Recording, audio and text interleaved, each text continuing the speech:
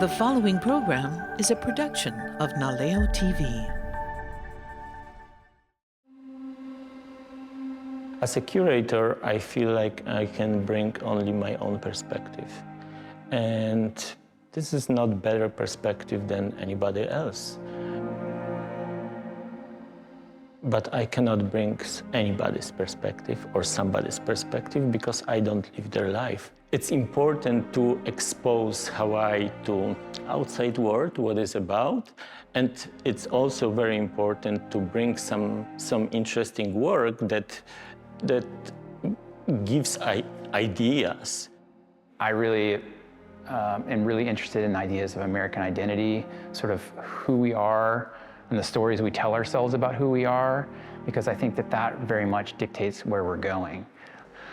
History is a construct, just like many other things. It's not necessarily, point by point, fact by fact. History is a lot of what's unsaid, what's left out, the stories that are left out, the people that are left out. And so I'm very interested in trying to understand sort of who we are and the myths we tell ourselves about who we are, to get a better sense of, dispel some of the myths and fill in some of the gaps of our official narrative, especially for many people groups and stories and places that are left out of the official narrative. The concrete pieces that you see are actually foundational fragments from recently removed Confederate monuments across the South. Dealing with ideas of history and the importance of history and the importance of story and the importance of narrative, monuments, who we memorialize is really important.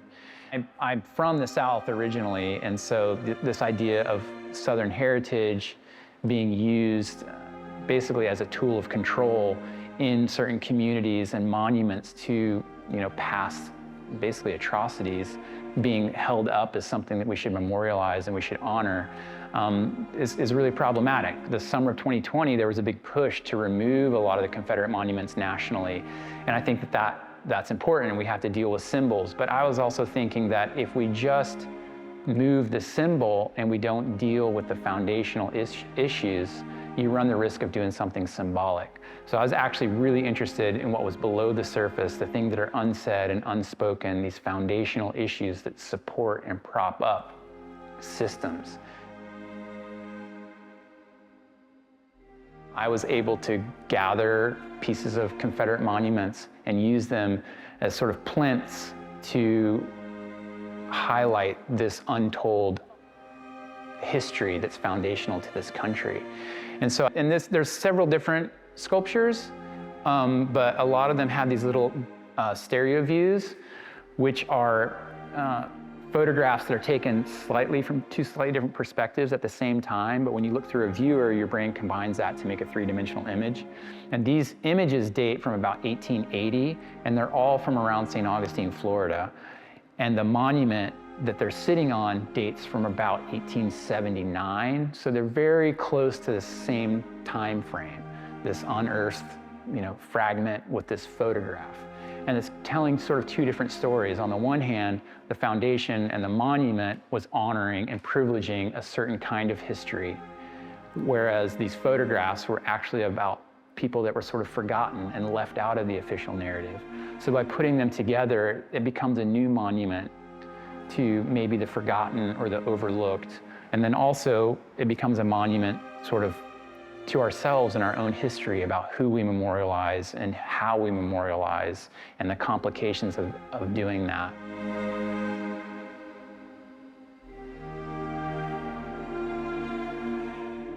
My name is Andrzej Kramasz, and I'm the gallery director and curator at East Hawaii Cultural Center. I came from Poland. I was born still during communist time, and it was different time. And of course, being older, I understand more. There are some good things happen, like education, thanks to communism, is open. But there were things that I hated, and what I didn't like the most was the polarized opinion of everything was communist and against. You were one of another. And what fascinated me in America, that at that time when I was watching TV or hearing the news, the conversation was very polite. There were always exchange ideas. There was no rudeness in that. There was no this aggressive kind of attitude, who is faster, who is louder. And that was in Poland, actually. That was really serious fights. And now this polarization become more and more visible here, and you take one place or another, and I don't like it. So Hawaii is way better in that state, but at the same time, we are isolated. So if something gets embedded, I think it will stay. I don't think that art is hobby. I think that art has this power of meeting us or transport us to another place. As an artist, you look at your own work, and I think the best work, you're just a conduit for. It just flows through you, you know? Some work you have to work really hard at, and other work comes from another place and just flows through you. And, you know, I've been doing this work for so long and making this work for so long. When I look at it, sometimes I look at it and it feels like it was made by someone else, you know? There's that kind of like detachment, but it's also basically been my whole adult life, you know, invested in this work. It's really gratifying to have a space that is willing to show this kind of work and put it all together in one room.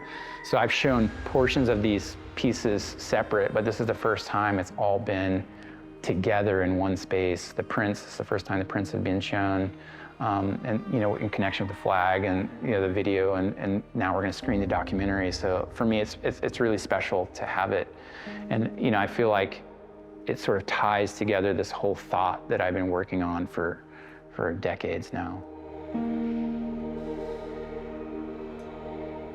The kind of art I make is conceptual art, so I'm a multidisciplinary conceptual artist, which means that for me, the idea that's trying to be expressed is more important than the medium. So I work in a variety of different mediums, as you can see from this show. There's everything from sculpture to textiles to video work, but mostly it's dealing with ideas, and that's what's most important to me, especially ideas of history and ideas of myth and ideas of systems.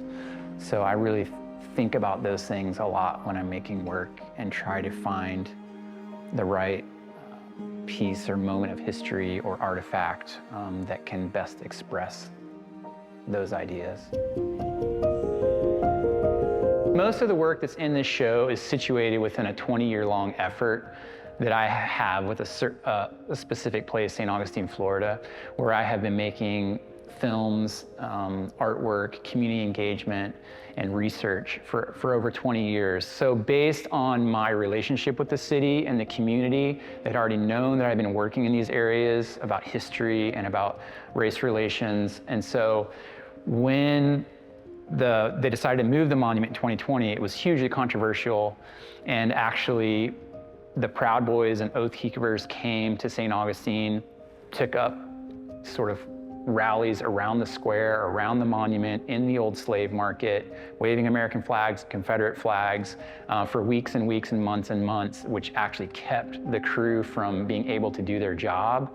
And at one point, it even got very violent. They literally beat the crew and sent some of the crew to the hospital for trying to do their job and remove the monument. And so it was really contentious, a really tense time. But I was like, again, I was able to sort of, just based on my track record and my personal relationships, able to sort of petition the city and say, this is an idea I have, I think that this is important, and they agreed. But it was, you know, it was a sketchy moment, you know, because there was so much threats of violence and violence around just this object that it sort of had to be really on the hush-hush and very quietly, and I was able to go in and help, you know, get some of these fragment pieces out, and then, you know, subsequently use them in sculpture after the fact.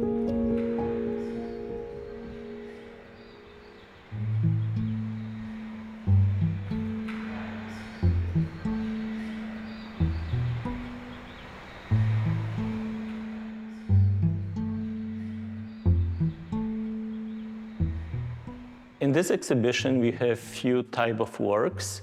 One of them are stereographs, which were very popular in 19th centuries, and are actually photographers. They did those stereographs were like Timothy O'Sullivan or Maybridge. They're considered artists now, and they used the stereographs and was very popular to educate people.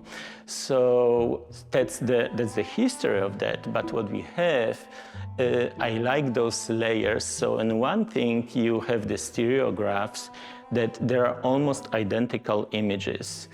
It's almost like point of view, two different point of view. We can be very close to each other, your opinion and my opinion, but when we have this conversation, and in this case, when we look at those photographs through stereoscope, we have third image. And that's what always comes with the conversation. After the real conversation, you are never the same. Right? So this is one layer. Another layer is the colors. He uses the theory of Joseph Albers, who believed that color is the perception of color in art, or any color, is the most relevant experience, because we experience color different way, each of us, and also the context of the colors is different. So this is another playfulness with race and how we think about the color. So also those prints are created from old photographs, and the photographs are placed on the Confederate statues. To me, it's a foundation. We still have those photographs that are related to each other, right? So there opens another door of thinking how we feel about that, because definitely there are people on both sides, at least both.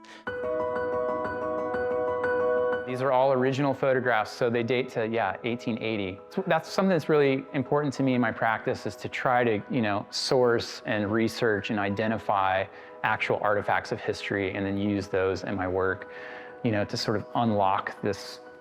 I think objects carry meaning and story, so to sort of unlock the potential of the story and the meaning behind these objects and artwork is really important to me. I've just been researching and finding those, for decades. I've just been looking for them. So I'll find them, whether it's sometimes on eBay, sometimes on other auction houses. So I'm always sort of looking and scouring and trying to find little bits of ephemera from historical, things that interest me, whether it's photographs or footage or, objects.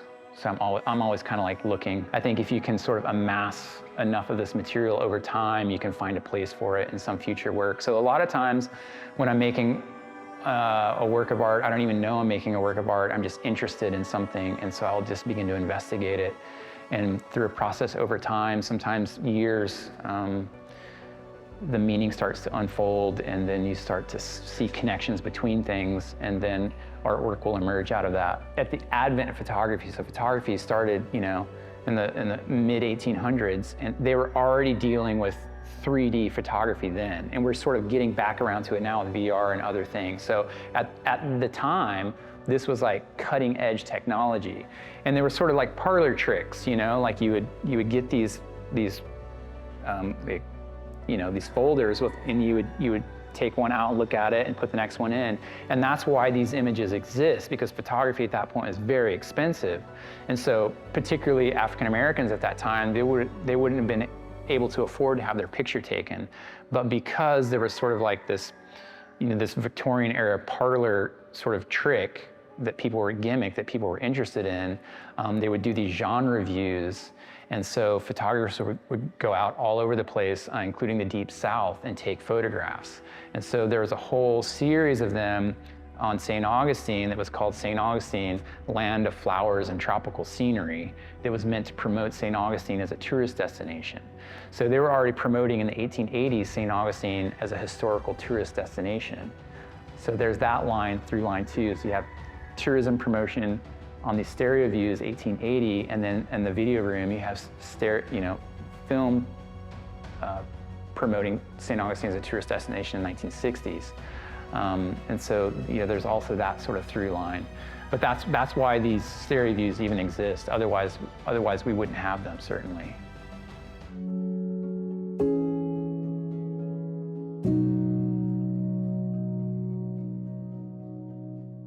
Another type of work, we have flags, American flags.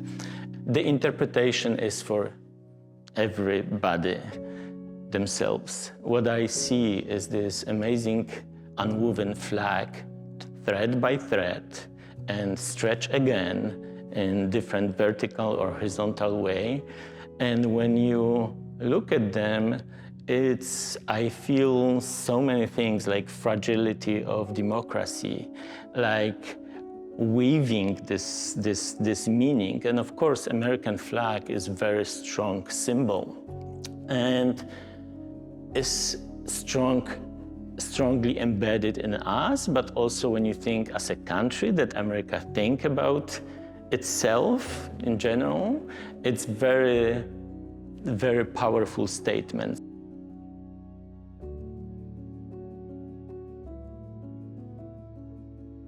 The large flag you see behind me is a part of a long, ongoing series that I've also been doing for about 20 years. It's really looking and thinking about the American social fabric and the metaphor that we often tell, that we hear in history class, that e pluribus unum, out of many there's one, and the American social fabric is this like weaving together of multi-ethnic, multicultural people from all over into one single fabric, and that's a beautiful story. It's a beautiful idea. But I do think that recently I felt like, and I think many others would agree, that the social fabric of America has begun to fray and splinter in so many ways. So I was trying to think about what's a way to express that idea. And it started off really as just a kind of a response, an intuitive response. They started unweaving the flag thread by thread, just like feeling like things were unraveling. And then, so the first few iterations I made, I completely unwove the flag, and I made two separate threadbare flags out of one. And then as the series started to evolve, I started to think, okay, well then, how do we come together? What are the ways we can come together? So then I started to partially reweave the flags, and it's this hopeful gesture about the possibility of democracy, but also the fragility of democracy. And so the flag that's here was the most recent flag I did, and a flag like this will take about a year to make, and it becomes a chronicle of time, this meditative process about everything that's sort of happening as I'm unweaving the flag. So this piece behind me is actually a very famous Jasper Johns composition, a triple flag. So he made these paintings of flags in the 50s and 60s, and this was a famous composition he did, and he also used wax and caustic to make those. And so I was thinking about this idea of sort of a shrinking America and a whitewashing of America and a shrinking white majority, and how we sort of whitewash history and we try to cover things up and bury things like these concrete fragments. And so I unwove all of these strings, and then every layer of the flag then was hand dipped into wax and caustic, and each layer gets progressively wider to the very end, but it's also smaller. So it's more potent, but it's also smaller. So it's hard to know, I think, in this social moment whether we're seeing something that's the last gasp of some sort of dying ideology or this beginning of something new. I think it's kind of unclear. But yeah, so for me, it brings up these ideas about the fragility of democracy in America, the fraying social fabric, and then also our attempts to whitewash history and conceal and cover up, and sort of what that says about us as a nation.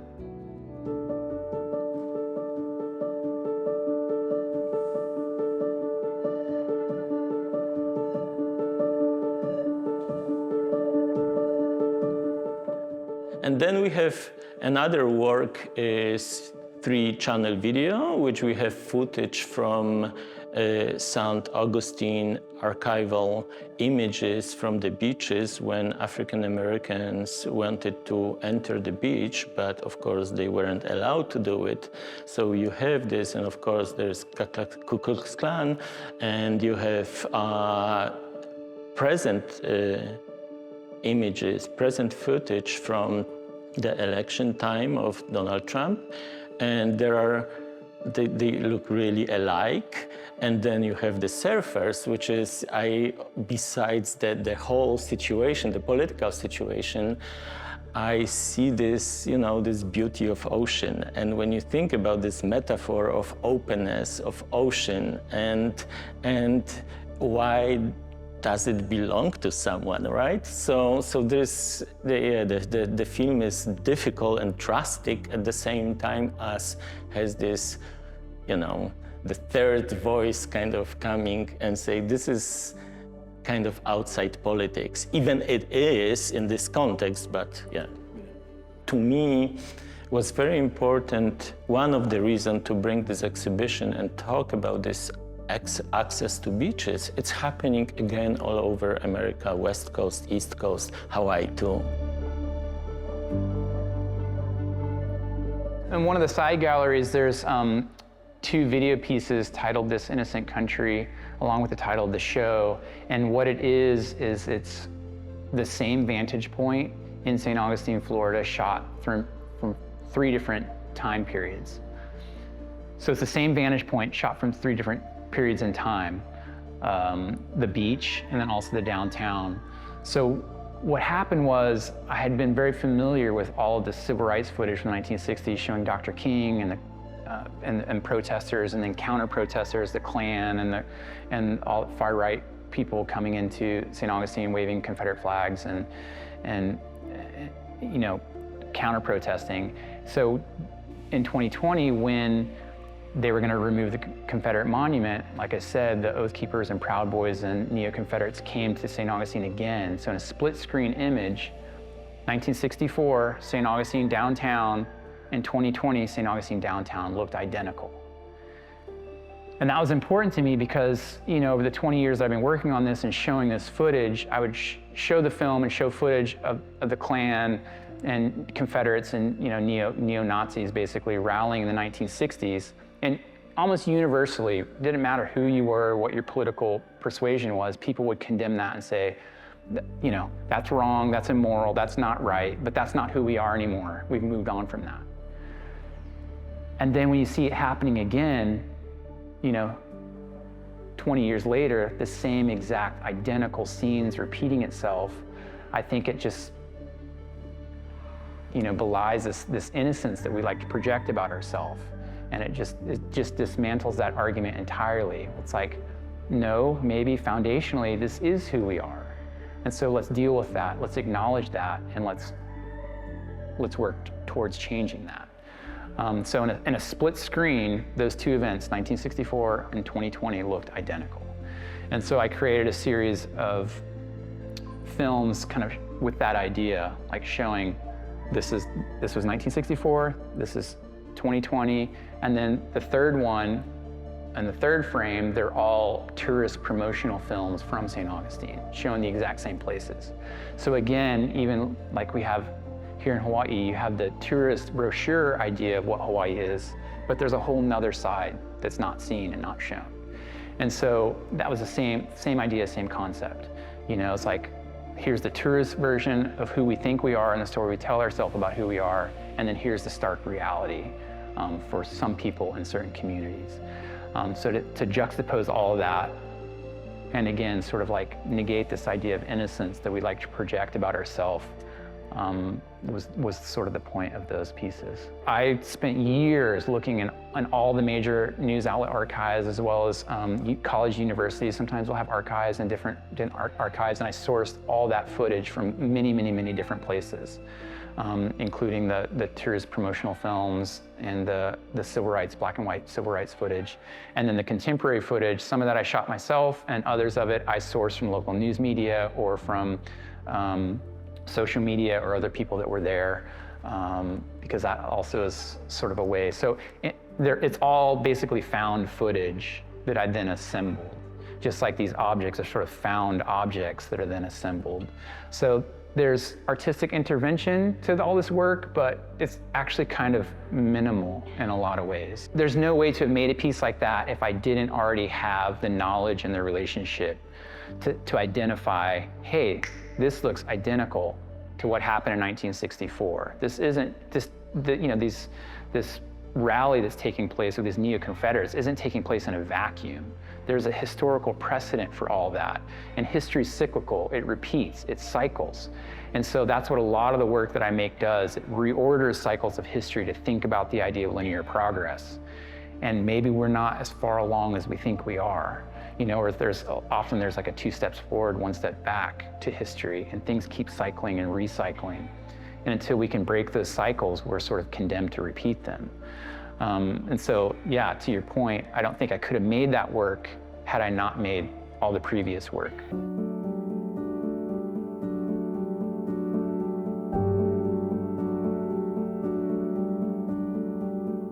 I rather be the place that people come and have reflection, and they are open for discussion and learn something new. And learning process is never radical, because you are on the kind of unstable field. So because you're learning, you're very open. And I think this is very important when people come with open mind and try to see things, try to understand things. Coming with open mind and learn something new or something that we didn't know, because again, I believe that each artist can give us some perspective that we would never expect it.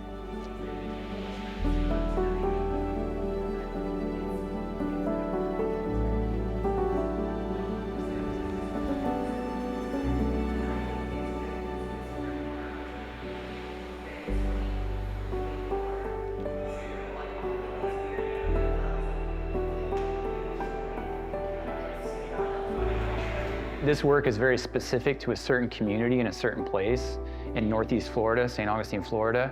But because the issues are so very American, it really becomes a microcosm for almost any community in the United States, even right here in Hawaii. Even though it doesn't take place here, it resonates. And I think that that's really the point of art, and what art can do is that it can speak on multiple levels to multiple communities. Even though you're talking about something specific, it can become universal. And that's one of the reasons why I still believe in the power of art, and the power of art to affect, maybe change isn't the right word. I think that's almost too much of art to ask art to do, to change something. But I do think that it can help us reshape the narrative and help us see ourselves in a different way.